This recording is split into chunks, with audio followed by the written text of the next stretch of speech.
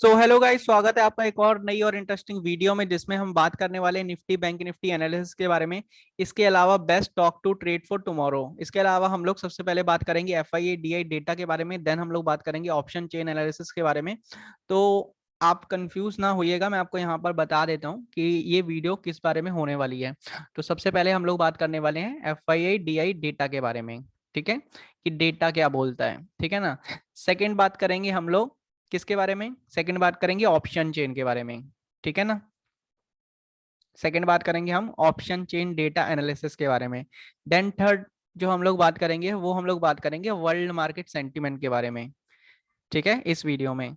And fourth हम लोग इस वीडियो में बात करेंगे कि हमारा निफ्टी बैंक निफ्टी का जो चार्ट है वो हमें क्या बता रहा है, यानी कि टेक्निकल चार्ट जो है वो हमें क्या बताता है कि मार्केट मंडे को कैसा हो सकता है। ठीक है ना। देन हम लोग फिफ्थ में जो बात करेंगे, लास्ट जो बात करेंगे वो हम लोग बात करेंगे 8 स्टॉक्स जो मैं आपको देने वाला हूँ।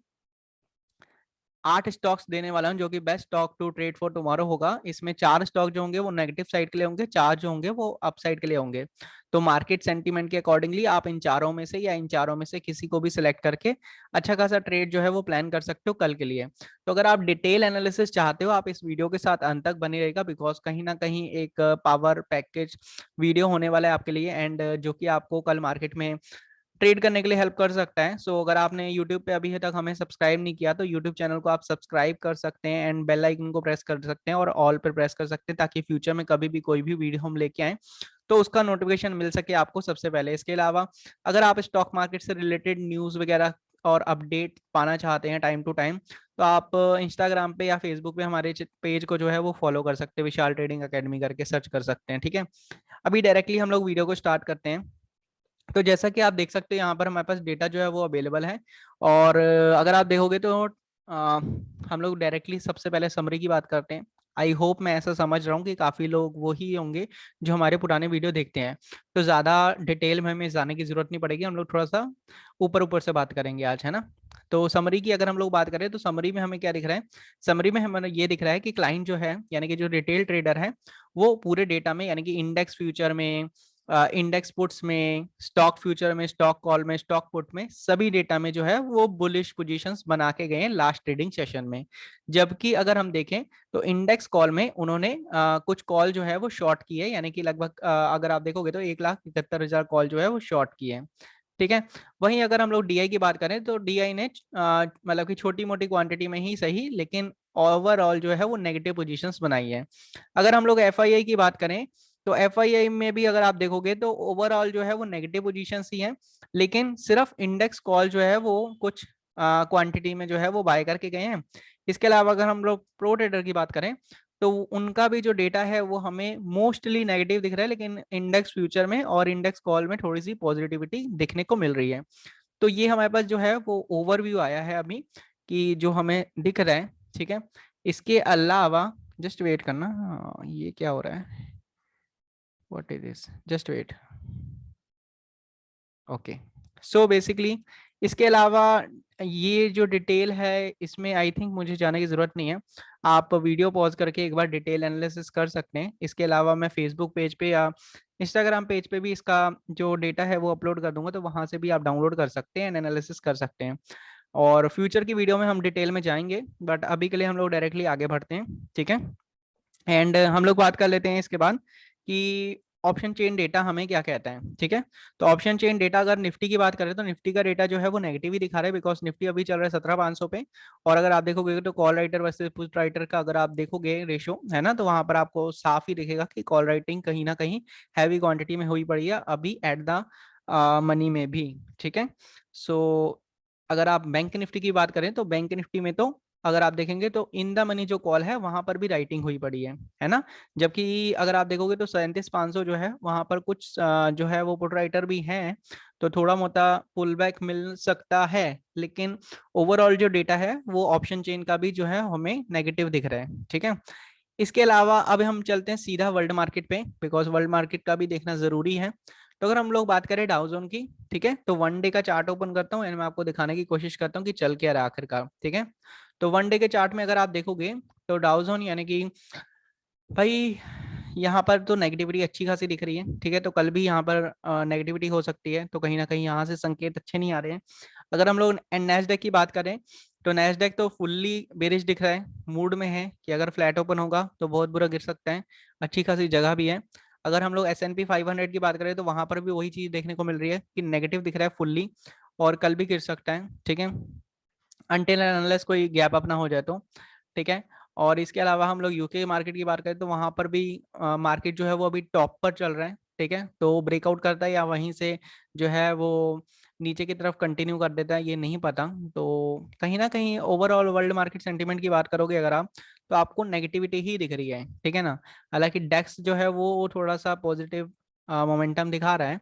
और हम लोग SGX निफ्टी की बात करें तो SGX निफ्टी भी जो है वो अच्छी खासी नेगेटिव ही दिख रही है, ठीक है। और अगर हम लोग बात करें डॉलर इंडेक्स की, तो डॉलर इंडेक्स जो है वो लगातार बढ़ता हुआ दिख रहा है, जो कि हमारे मार्केट के लिए नेगेटिव है, ठीक है। क्योंकि अगर डॉलर इंडेक्स बढ़ेगा तो फिर जो हमारा मार्केट है वो गिरेगा, ठीक है। और अगर हम लोग बात करें अभी निफ्टी की, तो निफ्टी में मैं आपको लेके चलता हूँ 15 मिनट के टाइम फ्रेम पे, और हम लोग वहाँ पर आपको बताते हैं बेसिकली कि हम लोग क्या पॉसिबिलिटीज बेसिकली एक्सपेक्ट कर सकते हैं, ठीक है। तो ये लेवल्स वही वाले लेवल्स है जो मैंने आपको पता नहीं 2-3 दिन पहले से लगा के दिए हुए हैं, ठीक है।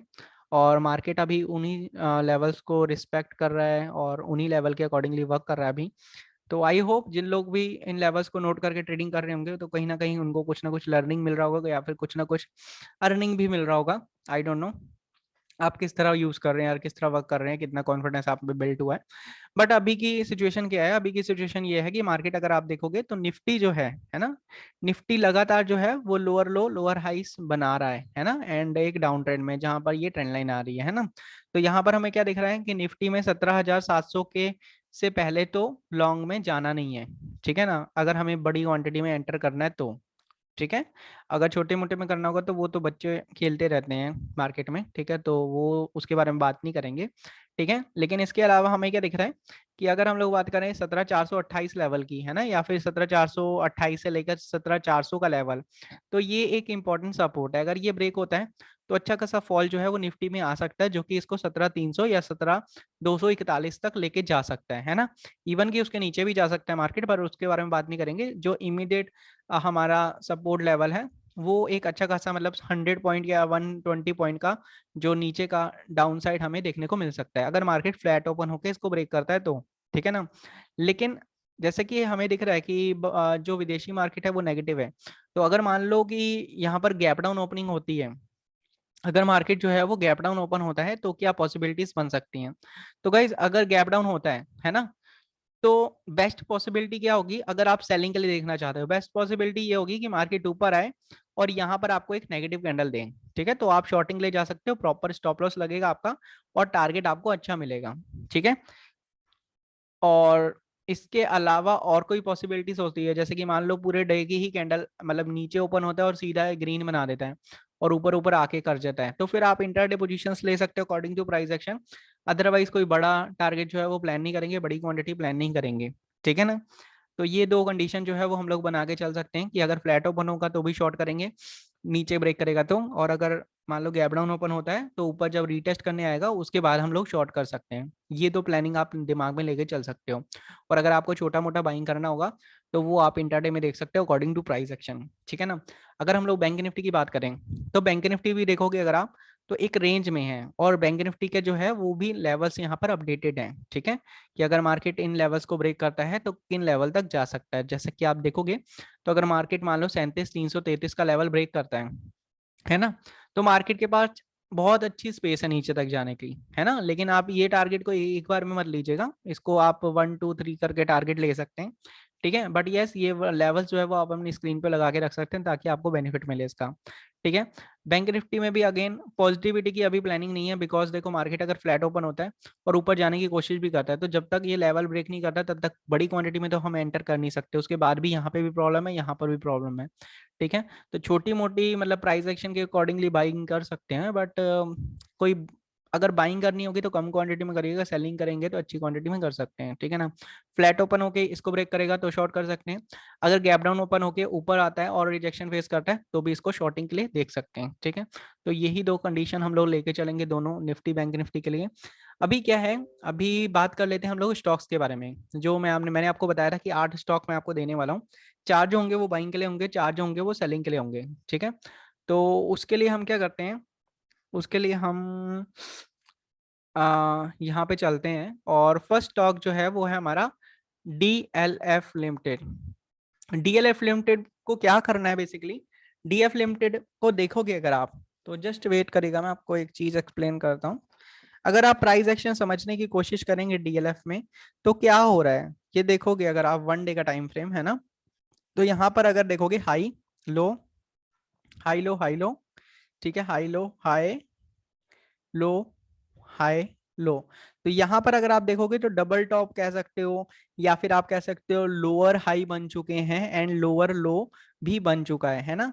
और अगर आप 1 डे की कैंडल देखोगे तो यहाँ पर एक प्रॉपर इनसाइड कैंडल फर्म हुई है ना। तो अगर ये 390 के नीचे निकलता है ना, 390 के नीचे निकलता है फ्लैट ओपन होके, ठीक है, तो आराम से आपको अच्छा खासा टारगेट मिल सकता है। अगर मैं आपको इसमें छोटे टाइम फ्रेम पे लेके चलूं तो आप ऐसा कुछ लेवल्स भी लगा सकते हो, जैसे कि फॉर एग्जांपल आप यहाँ पे लेवल लगा के रख सकते हो कि ये लेवल अगर ब्रेक होता है जो कि लगभग 388 के अराउंड में आ रहा है, बट 390 भी ब्रेक होगा तो भी आप जो है वो पोजीशन ले सकते हैं, ठीक है। एंड नीचे के आपको अच्छे खासे टारगेट मिल सकते हैं, देख सकते हो कि 385 एंड 380 के टारगेट के लिए आप लोग जो है वो डीएलएफ लिमिटेड को शॉर्ट कर सकते हैं, बिकॉज बहुत अच्छा प्राइस एक्शन इसमें बन रहा है, ठीक है। लेकिन ये कंडीशन तभी होगी अगर मान लो मार्केट 389 से लेकर 393 के बीच में ओपन होता है तो, ठीक है। बहुत बड़ा गैप डाउन या बहुत बड़ा गैप अप हो जाता है तो आप अकॉर्डिंग टू प्राइस एक्शन काम करेंगे, ठीक है। सेकंड जो ट्रेड है वो है हमारा गोदरेज प्रॉपर्टी में। गोदरेज प्रॉपर्टी में भी अगर आप देखोगे तो सेम सेटअप है, कोई ज्यादा चेंजेस नहीं है। बिकॉज देखो यहाँ पर प्राइस एक्शन बन रहा था, उसके बाद मार्केट कंसोलिडेशन में गया, कंसोलिडेशन के बाद अगर मार्केट ऊपर को ब्रेक करता तो ऊपर चला जाता, बट इसने नीचे को ब्रेक कर दिया तो अभी ये नीचे आया है। अभी नेक्स्ट नेक्स्ट स्विंग जो है वो यहाँ पर है ना। तो मार्केट ने अभी क्या बनाया है, मार्केट ने रेस्ट कैंडल बनाया है।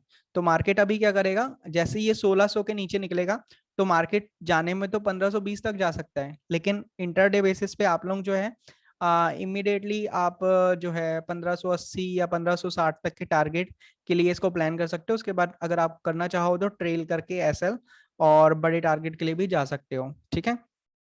तो ये चीजें जो है वो आप इसमें ध्यान रख सकते हो। गोदरेज प्रॉपर्टी में भी हम लोग सेलिंग के लिए देखेंगे, तो दो ट्रेड मैंने आपको बता दी जो कि हम लोग सेलिंग के लिए देखेंगे अगर मार्केट नेगेटिव रहता है तो, ठीक है। थर्ड ट्रेड जो है वो है टोरंट पावर का, ठीक है।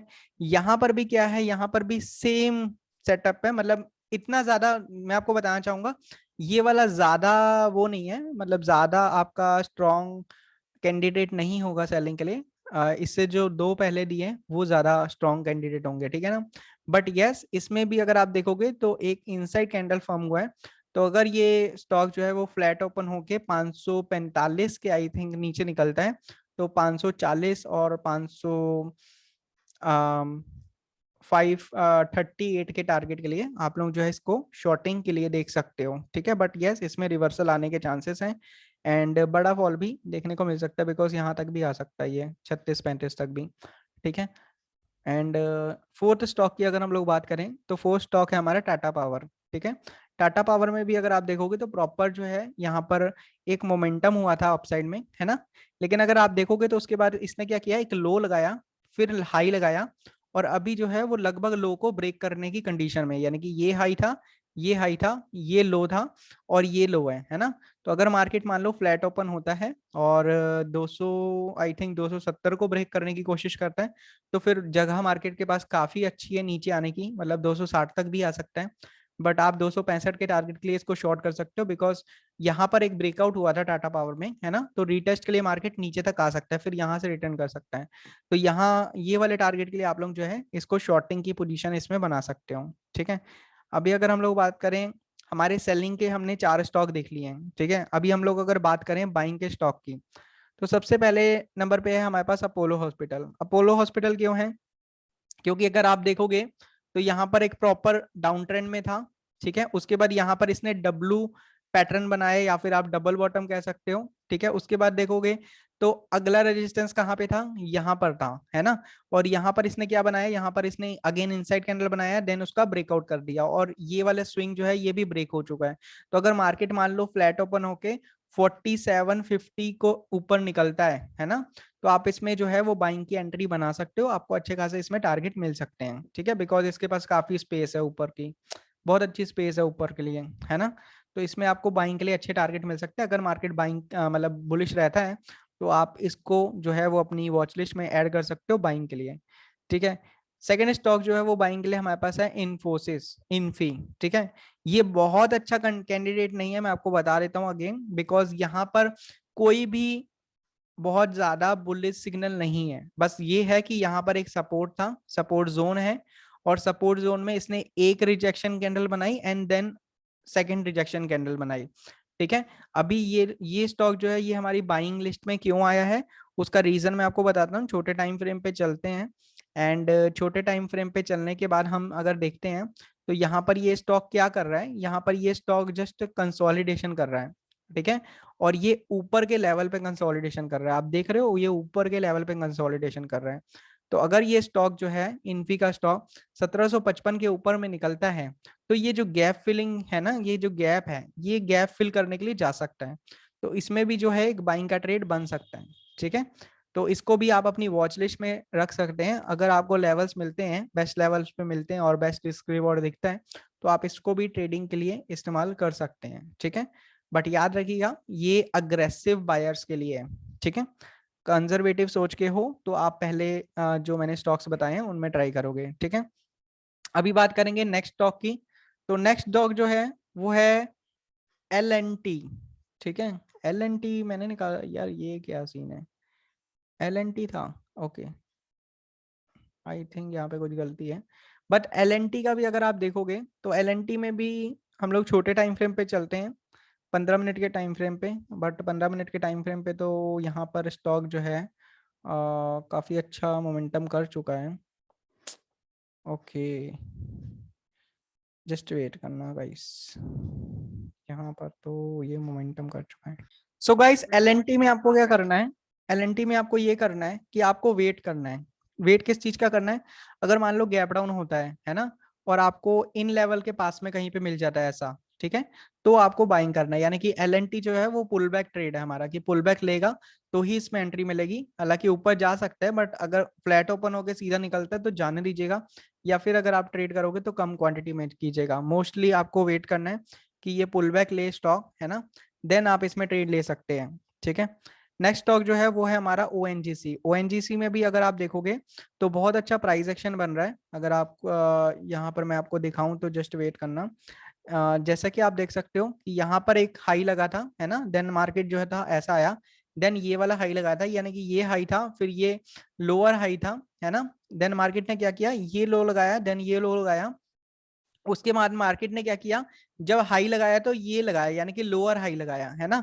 लेकिन जो लो लगाया ना मार्केट ने, है ना, तो हायर लो बना दिया, ठीक है। और उसके बाद अगेन जो है वो सिमिलर लो था, और उसके बाद मार्केट ने क्या किया, जो लोअर हाई था उसको उसने क्रॉस कर दिया। यहाँ पर अगर आप देखोगे तो उसके ऊपर क्लोजिंग दे दी, यानी कि मार्केट ने यहाँ पर क्या किया, अभी जो है वो हायर हाई बना रहा है मार्केट, है ना।